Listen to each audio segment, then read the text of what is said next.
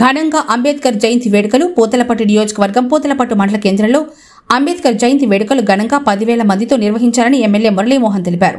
ఈ కార్యక్రమానికి చిత్తూరు పార్లమెంట్లో ఉన్నటువంటి నాయకుల్ని అందరినీ ఆహ్వానించినట్లు ఆయన తెలిపారు.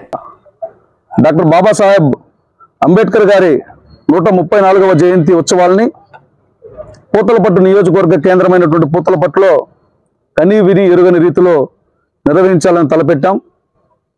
కారణాలు ఏమైనా అంబేద్కర్ జయంతి అంటే ఏదో నిమ్న వర్గాలు లేదంటే షెడ్యూల్ కులాల వారు చేసుకునే పండుగగా కాకుండా ఇది అందరికీ చెందినటువంటి అందరికీ సమానత్వం కోసం కల్పించినటువంటి రాజ్యాంగం నిర్మించినటువంటి రాజ్యాంగ నిర్మాతకి ఇచ్చే నివాళిగా జరిపించాలని నిర్ణయించడం జరిగింది.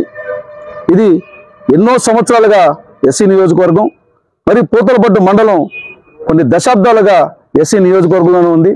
కాబట్టి అంబేద్కర్ గారు కల్పించినటువంటి రాజ్యాంగం ద్వారా పొందినటువంటి రిజర్వేషన్ ద్వారా ప్రజాప్రతినిధి అయినటువంటి నేను ప్రజలందరి భాగస్వామ్యంతో ప్రభుత్వ భాగస్వామ్యంతో ప్రజలందరి యొక్క గౌరవాన్ని ప్రజలందరి యొక్క నివాళిని అంబేద్కర్ గారికి అందించాలన్నటువంటి బృహత్తరమైనటువంటి ఆశయంతో 10,000 మందితో పూతలపట్టు నియోజకవర్గంలో జయంతి సభని నిర్వహించాలని తలపెట్టడం జరిగింది. చిత్తూరు పార్లమెంటు పరిధిలో ఉన్నటువంటి అందరూ ప్రజాప్రతినిధులను కూడా ఆహ్వానించడం జరిగింది. వారందరూ కూడా వస్తామని చెప్పారు. కాకపోతే అక్కడక్కడ ప్రతి ఒక్కరు కూడా వారి వారి నియోజకవర్గాల్లో అంబేద్కర్ జయంతి ఉత్సవాల్లో పాల్గొనాలి కాబట్టి సాధ్యమైనంత వరకు కూడా అందరూ ప్రజాప్రతినిధులు హాజరవుతారని చెప్పడం జరిగింది.